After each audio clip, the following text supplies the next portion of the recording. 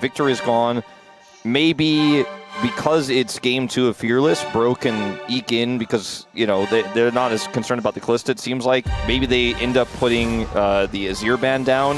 Well, they do ban Kalista first. But I think that Faker could play Ahri with a Naafiri in a draft like this.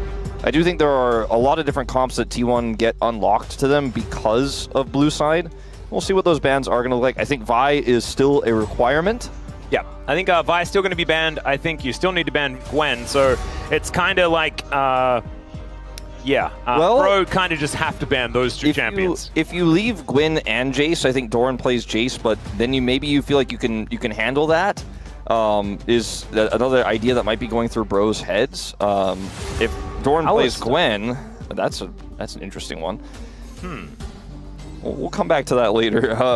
I don't know whether it's first pick Rel territory. Well, I mean, it might be a misfortune angle is what they're looking for. The Azir does get banned, but I think you can go for the Ahri pick. Okay, they're going to go Gwen with Jace up. They're going to give Morgan the opportunity to play Jace into Doran's Gwen, and an opportunity for Doran to redeem himself in this matchup, which went disastrously against B&K, against Clear. I think that was a very memorable game for most T1 fans. They're going to deny the Ahri. Yeah, Ahri Naafiri to come in because they don't need to worry about the Jace. Faker hasn't played as much of it in the mid lane, and Gwen is definitely going top, so they can just take Ahri Naafiri. And now Xin Zhao and Naafiri both gone. The Zed, that's another one that we've seen in the jungle. Of course, was picked up by Canyon earlier on in the season. But I think the Pantheon also kind of fits the bill here. A little bit less, you know, doesn't do quite as much damage. You can still set up, facilitate, and win some early skirmishes on this pick as well. If it is going to be Oner's pick, which is the expectation, it's definitely leaning more into what Chronicler was saying. A Sylas angle here for Faker. So that Pantheon definitely looks like it's going to the jungle now. And see what this lock-in is going to be here for the top side. They opt away from the Jace and go straight into the Ambessa. This is because Bro really value practice. And so if they won this game, unfortunately, they would then not be able to play another game. So they elect to go for the Ambessa into Gwen matchup. It's an interesting call, but I do think that if played well, Ambessa can kind of hold her own against Gwen. It's hard to hold your own against Gwen with most champions that are melee, but we'll see what this one looks like, as Misfortune will be taken away here by T1, in fact. Yeah, the Caitlyn as well, removed from Gumayusi. So now we're going to see a bit of a pinching, I think, of the AD carry pool. The Ashe, maybe the next one, maybe? Could be also a Kai'Sa ban. Pipe wants to play Ezreal here. Yep. Lucian, which has been creeping up a little bit in the bottom lane. So that one will be taken away. So it's the Ashe Ezreal matchup, yeah. And we ban like Rel or something like that? It could be, but they already banned the Alistar, so the Rel stocks do go up for sure. Yeah. And they already have a decent amount of engage, but their comp doesn't work as well with Rel.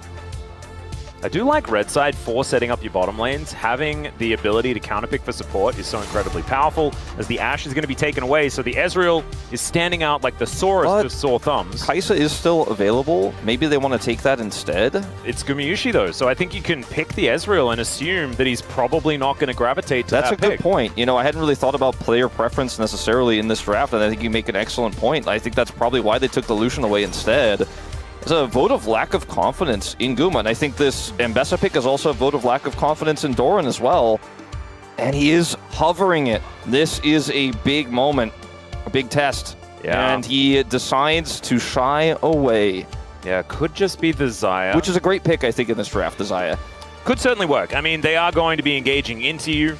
Still, can be hard to get the Feather Recall to work out when there's so much extra mobility and the untargetability of the Naafiri as well. Still, Gumayusi, a phenomenal player of the Xayah, and now with a lot of extra control over the bottom side, pick potential added if this Elise is indeed picked up. I really like going for double range so you don't get countered. Still, I wonder, though, different options. If they go for the Elise, does Palu just try to counter it with another range support like the Karma or something like that? Because they don't have a great front line, and their engage is relatively decent. Like, it's not the safe tank engage, but you've got Ambessa, you've got Ahri. They could play Karma here and just crush the lane and say the Elise has no value here, but the Rel is just such a comfort pick for Palu. This is going to mean the lane is going to be very difficult to play out if Keria plays the Elise well, which at this point Elise is no longer just a niche pick that only a few of our upper echelon supports play. Everyone is playing it, and Keria is in the upper echelon, so you know he's going to pilot it well. Paulo knows how to deal with this, but I do think the draft here for T1 is very short range. It is very difficult to win from behind. It's very difficult to set up on objectives from behind. But the added safety the Xayah gives you, I do really like. Because they could have changed this into a completely different comp if they had played the Kai'Sa and gone more, like, we're going to go more dive than your dive and gone in on it. But it's not Guma's mastery level that they're going to trust here. They're going to go back to the Xayah that he's more comfortable on, that he's had some phenomenal games on. My standout Guma Xayah game was the KT Rolster series in the lower bracket finals, where he was able to close things out with an amazing performance there against aiming.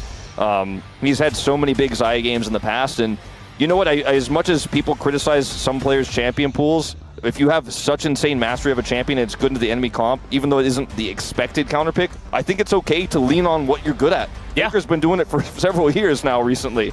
No, I agree with you. I do think that Hype has absolutely zero threat on him in this game. Because he's Ezreal, he can stand at Mystic Shot range and no one can hit him.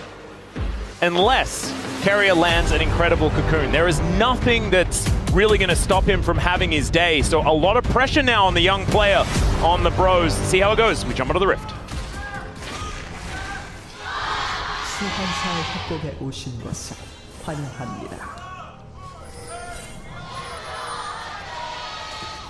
All right, bro fans needing to raise their voices just a little bit. However, we are on the T1 side of Lolpark today. T1 a little quiet today, to be honest. A little bit quieter, that's true. Because I wasn't entirely deafened. Still, there's a lot. There's a lot of bums in seats here in Lolpark for this match. As the bros lead 1-0.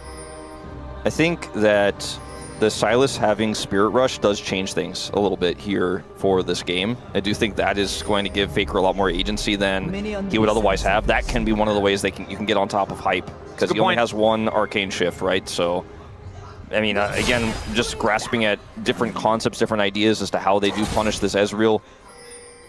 Flash Cocoon, you know, if there's a late reaction, that's bold, but it can work as well. And you don't have to necessarily kill the Ezreal first. You can front to back a little bit with the late game Xayah, as long as you can stay in range, which is why I was mentioning you've got to kind of be in control of the game to make those types of fights work. Also, only 8 more assists for Doran to get towards 3,000. So we'll see whether this is going to be the game for that to happen. I think a fair bit of action towards the Gwen lane could be good here for T1. It's not necessarily Doran's bread and butter, but Gwen is extraordinarily strong. Has a decent matchup into the Ambessa as well, as we've seen many, many times. And Cocoon, that's what you were talking about. Find Hype with it. Not a lot of follow-up there, as we could see. Fortunately not at level 1. Yeah. That's all right, Polu just going to crash in. Level 2 gained by both teams, but Gumayusi going to have to cleanse off the Ignite, the flash forward, and they are gunning for him. There it goes. Keria likely to be able to take down Hype here. Let's see whether they can actually get it done, and he does. Is a Shattering Strike going to be available? The answer is no. So a 1-for-1, both AD carries dead. But both supports also getting the kills. So there's several different ways that could have gone, and I think actually when Keria repelled, Bro could have just walked away and said, you know, we don't want the double necessarily. It's going to be tough to get it. But they actually were super confident they were going to be able to get out there and win the fight, but they did not, as Keria's repel was high value.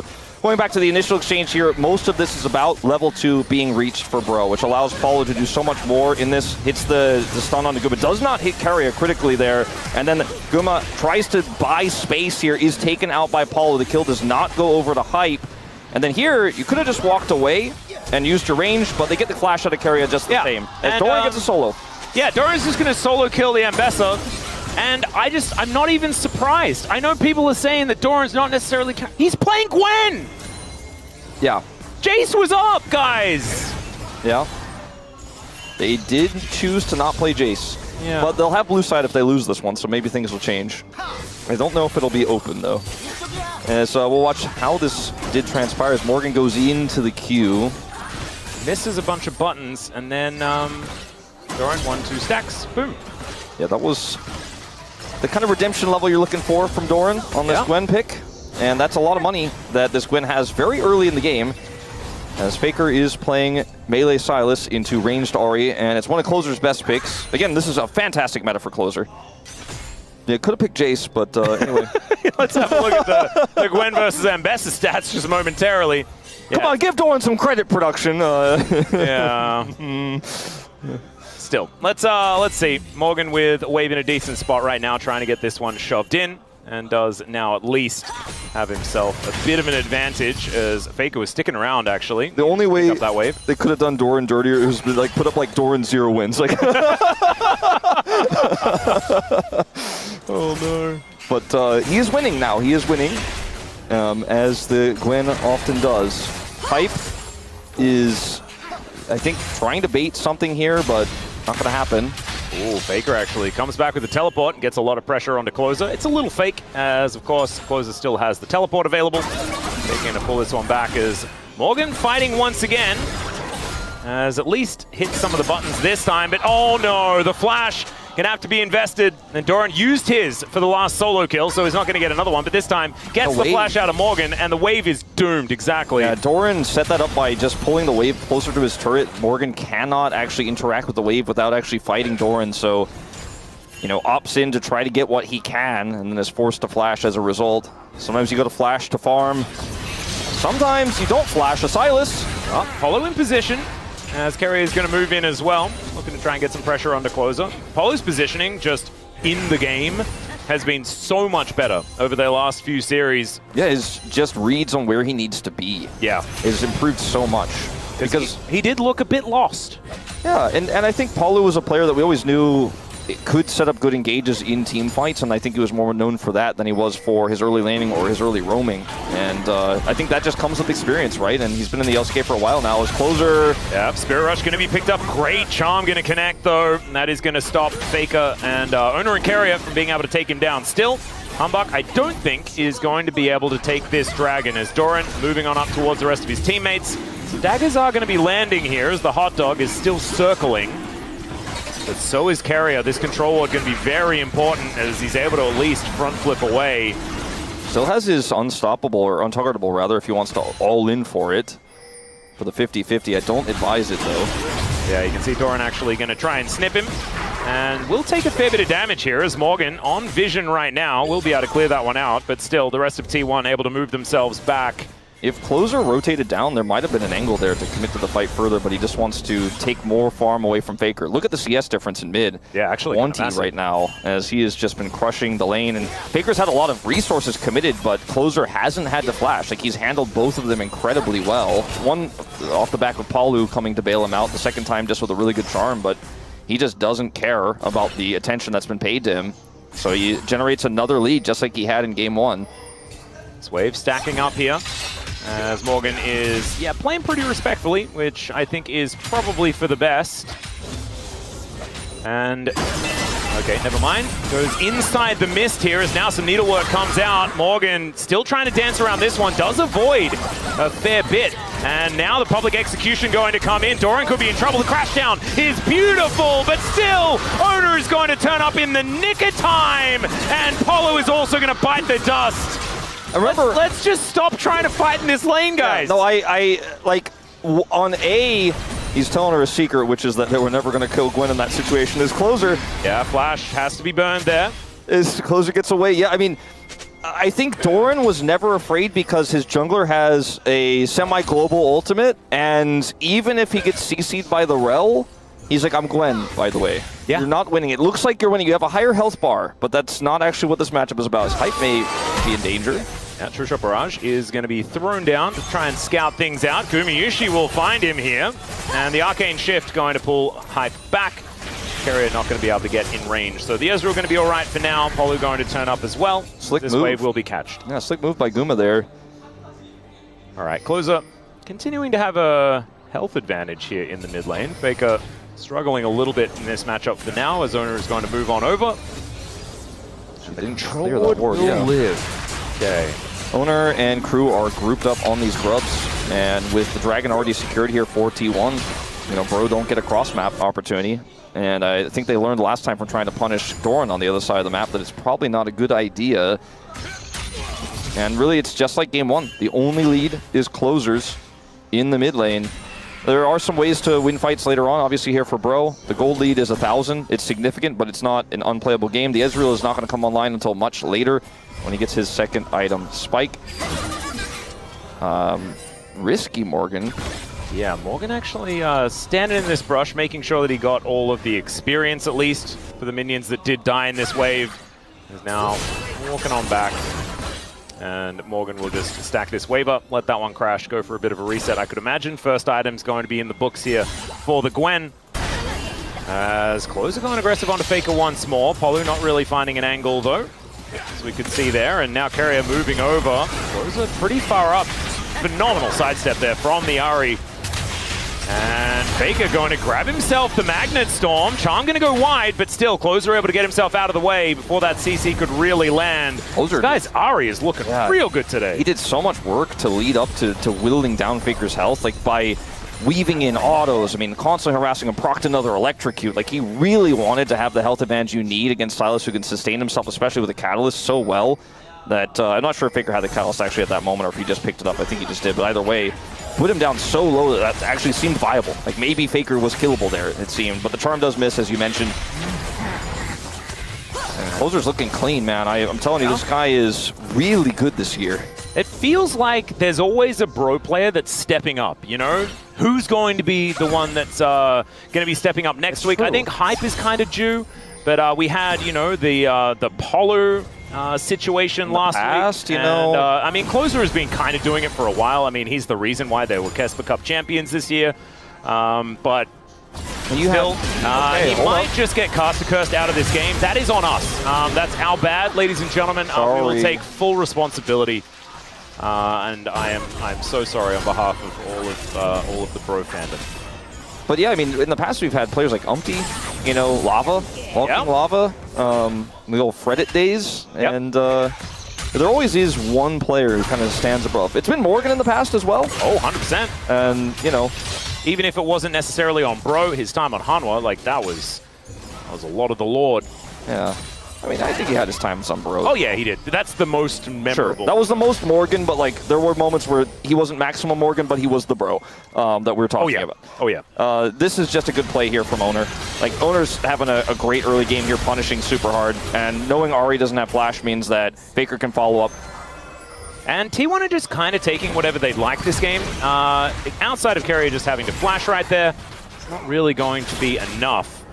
And T1 getting into positions earlier, being able to lock down all of the objectives. You can see 3 out of 3 grubs in the first pack so far. 2,000 gold the lead, and they took the first dragon. Nice little tank there by the little hot dog, as Closer taking a fair bit of damage here from Faker. And the dragon continuing to go down lower and lower. Humbug wanting to get in there, try and challenge his Hype now. Getting himself set up as now Closer's come on over. They're not going to find the dragon. Oner as well. He's going to get caught up in that Magnet Storm, but Polo is now by himself. Faker looking to come over and try to assist as Closer is in trouble. Chain's going to connect, and it's a double just out of nowhere here for the Pantheon. Hype having to flash, and T1 just winning everywhere. Yeah, I want everyone to take a picture of that fight when Closer was in alone and look at the timer where it said 12 minutes, and this is exactly the kind of 12-minute flip that has been plaguing me at the LCK. It's either a second Grubs fight or a Dragon fight that goes awry every time, I'm telling you.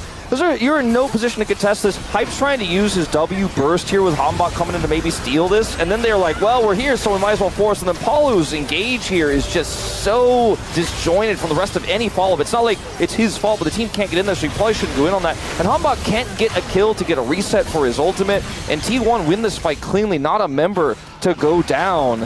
I mean, it doesn't get better than this. T1 were able to get the objective and a free team fight lead. That's 4,000 gold, the advantage for a team that usually is able to snowball games so incredibly well. You can see the big bump in the gold difference over time here when that fight occurred. I mean, Bro came back in game 1 pretty well, but I'm not sure that's going to happen twice in this series, and that might have been the moment where Bro lost this game.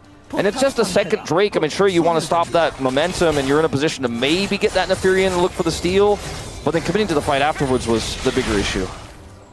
And T1 just navigating it so beautifully. I do want to say that Polu probably could have aimed somewhere else. And so like you were saying, went a little bit too far, but he bypassed the 2 carries that were sort of just chilling. So that could have been an option instead. I mean, Still, hindsight is 2020. Sure, T1 now have like all of the objectives. Yes. 6 scrubs, 2 dragons for Mountain Soul, which Gwen and Pantheon are going to love. Even Silas is going to be pretty happy about that. But on top of that, they also have 8 kills. Like, it is a massive lead just in the amount of control that they've had, and they've won decisive fights. And so that's led to being able to take away jungle, get even more map control. The suffocation of Bro is a lot more significant, I think, here in game number 2 in comparison to the first game. I mean, it's going to get worse, you know, because we haven't even seen the T1 ward lines and stuff like that we saw in game 1, where we're about to. As Keria gets a cocoon. Yeah, electrocute there onto Morgan as well, who does do a fair bit of damage back to Keria if he finally is able to do so. And Morgan won the 1v1 game, but this isn't the 1v1 game that we are playing here. Or sorry, not Morgan, Closer. Yes. Won the 1v1 game, but that's the only win they had, and then Faker picked up a 2nd kill in that last fight. Now he's ahead as Hambak's trying to force. Yeah, we're gonna throw some daggers towards Keria, who goes into Spider Form and then tries to get out, but that's going to deliver the kill over to Morgan. Closer looking for a charm, doesn't connect it onto Doran there. That's how you use your side lane prio, I guess, is to TP down, force a fight, and grab a turret, as Doran will not be able to defend this. And if he tries to, I think he will regret it. Yeah, well, he's going to try and come on over, of course. Gwen is immune sometimes, and Oner is just able to turn up at a moment's notice, still taking a lot of damage as Morgan trying to utilize that mobility to get himself out of there. The rest of T1 have moved over. The public execution going to be used as the 1v1 will be lost by Morgan, because Oner is extraordinarily strong here. And I like that T1 just left Oner for the 1v1. They were like, you got this, bro. And he's like, yes, I absolutely do. Well, it looked like it was going so well for Bro, but Oner once again just has that ultimate, can join. Faker still had his TP. So even though they committed Closer there with the prio, you know, it meant the Faker could just come in whenever he wants. And so 2 near turret takes for Bro, but both of them do miss, and T1 regain their 4,000 gold lead with the take of the turret there in the bottom lane. Faker now has free roam in this top lane, as Closer doesn't have TP, has to deal with this bottom wave. I don't know if Faker's going to fully commit to the turret here, but he has Keria nearby, and we'll crash another wave in. Morgan's not going to commit the TP, but that's more turret damage done, more farm denied. T1 wins so much out of this skirmish. Really do. It was a good call from Bro to try to get the turret. I totally understand it if Faker doesn't have teleport, you know. If it's not Pantheon jungle, I think this decision makes a lot of sense. I was kind of worried for Doran. Like, I was like, I don't know if he should really go in there, but he has, of course, 2 teammates who can join in and turn it into a skirmish, not just a Gwen under a turret with 4 enemy players. Yeah, I also think that if they weren't as far behind, right? Like, the Gwen is actually pretty tanky at this stage, has the Riftmaker now completed, as well as some steel caps. And there are level leads across the board, right? T1 are just in a really good spot. Bro do need to throw some Hail Marys so you can understand why they went for the decision, even if it wasn't necessarily the right one. And I did feel like Bro had themselves a decent team composition if this Gwen didn't get out of control. And unfortunately, the Gwen got out of control, but so did everything else. Yeah. And Oner is really running the Rift right now on this Pantheon. I feel like this guy is just a POM farmer. I think he's on track to get it again if this game continues the way that it's going. The 1-3 Ambessa is still not a Jace, still a concern. Yeah. Yeah, this is the thing that keeps coming back to bite us. Now 1 versus 2, and Doran is pushing both of them away. Getting a flash. Oh my god. Okay, fully stacks up that Q once again as the rest of the bros are coming on over. Keria not able to walk through the enemy jungle with as much impunity. Minion wave is going to get shoved over, and T1 now making their way in. Bounties, a lot more scary. Bounties are up here.